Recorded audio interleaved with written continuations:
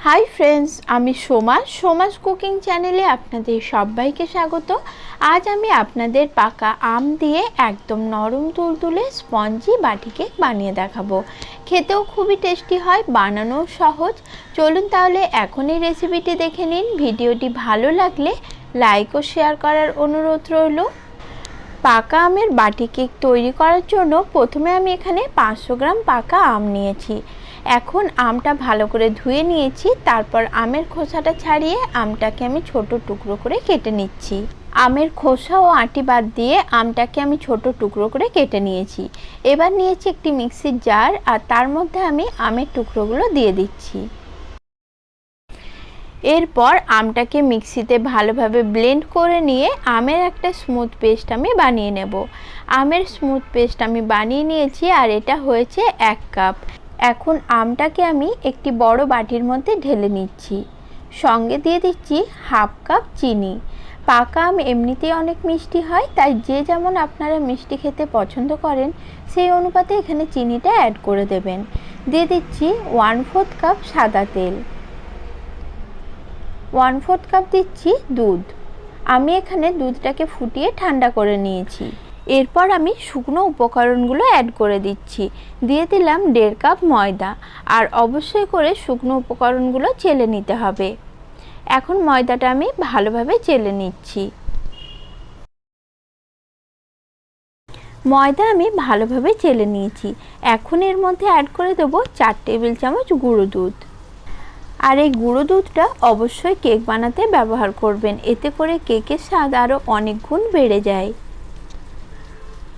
এরপর দিয়ে দিচ্ছি 1 চামচ বেকিং পাউডার, আর 1 চামচের 4 ভাগের 1 ভাগ দিয়ে দিলাম বেকিং সোডা। এখন সব কিছু খুব ভালোভাবে একটা হ্যান্ড উইক্সের সাহায্যে মিশিয়ে নিচ্ছি। যারা এখন আমার চ্যানেলটি সাবস্ক্রাইব করেননি তাদের কাছে আমার অনুরোধ রইল চ্যানেলটি সাবস্ক্রাইব করে নেওয়ার জন্য। এতে করে যখনই আমি কোনো নতুন ভিডিও আপলোড করব তার নোটিফিকেশান সঙ্গে সঙ্গে আপনাদের কাছে পৌঁছে যাবে। সমস্ত উপকরণ খুব ভালোভাবে একসঙ্গে মিশিয়ে নিয়েছি, আর মেশানোর পর মিশ্রণটাকে কিছুক্ষণ ভালো করে ফেটিয়ে নিয়েছি। এখন কেকের মিশ্রণ আমার একদম তৈরি, আর ঘনত্বটা দেখুন ঠিক এরকমই করতে হবে। কেকের ঘনত্বটা এর থেকে বেশি পাতলা করে দিলে কেকটা কিন্তু ভালোভাবে ফুলবে না। এরপর আমি কেক বানানোর জন্য নিয়ে নিয়েছি ছোট স্টিলের বাটি। এই ধরনের বাটি সকলের বাড়িতেই থাকে, তাই আজ এই বাটিতেই আমি আপনাদের কেক বানিয়ে দেখাবো। তো তার আগে বাটির মধ্যে আমি খুব ভালোভাবে সাদা তেল ব্রাশ করে নিচ্ছি, যাতে কেকটা বেক হওয়ার পর খুব সহজে মোল্ড আউট করা যায়। আবার এর থেকেও যে ছোট বাটিগুলো হয় সেগুলোতেও আপনারা কেকটা বানিয়ে নিতে পারেন। আমি 2 ধরনের বাটিতেই কেক বানিয়ে আপনাদের দেখিয়ে দিচ্ছি। এখন তেল ব্রাশ করে নেওয়ার পর বাটির মধ্যে আমি অল্প একটু ময়দা দিয়ে দিলাম, আর ময়দাটা এইভাবে বাটির 4 সাইডে ভালোভাবে ছড়িয়ে লাগিয়ে নিতে হবে। তবে ময়দার পরিবর্তে চাইলে আপনারা এখানে বাটার পেপারটাও ইউজ করতে পারেন। এইভাবে সবকটা বাটিতে আমি এখন ময়দাটা লাগিয়ে নিচ্ছি। সবকটা বাটিতে ময়দাটা ভালোভাবে কোট করে নেওয়ার পর আম দিয়ে কেকের যে মিশ্রণটা আমি বানিয়ে রেখেছিলাম সেটা এইভাবে একটি কাপের সাহায্যে বাটির মধ্যে দিয়ে দিচ্ছি। আর কেকের এই মিশ্রণটা বাটির অর্ধেকটা অংশ পর্যন্ত দিতে হবে, কারণ কেকটা যখন ফুলবে তখন কেকটা ফুলে ডবল হয়ে যাবে, তাই বাটির অর্ধেকটা অংশ জুড়ে দিলেই হবে। দেখুন সবকটা বাটিতেই কেকের ব্যাটার আমি ভরে নিয়েছি। এরপর বাটিগুলো ভালোভাবে এইভাবে একটু ট্যাপ করে দিচ্ছি, যাতে ভেতরে কোনো রকম লাম্পস বা ছিদ্র না থাকে আর কেকটা ভালো মতো ফোলে। আর আগের থেকে আমি কিছুটা বাদাম কুচি করে রেখেছিলাম, সেটাই কেকের মিশ্রণের ওপরে দিয়ে কেকটা একটু ভালো করে সাজিয়ে নিচ্ছি, যাতে কেকটা দেখতেও ভালো হয় আর খেতেও ভালো লাগে।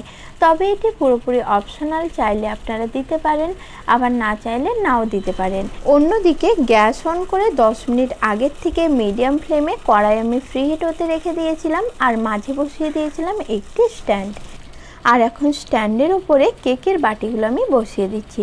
তবে সবকটা বাটি একটি কড়াইয়ের মধ্যে বসানো যাবে না, তাই 2টো কড়াইয়ের মধ্যে আমি সব কেকগুলো বানিয়ে নেব। কেকের বাটিগুলো বসিয়ে নেওয়ার পর কড়াইটি আমি ঢাকনা দিয়ে ঢেকে দিলাম, আর কেকগুলো হতে দেব 40 মিনিটের জন্য।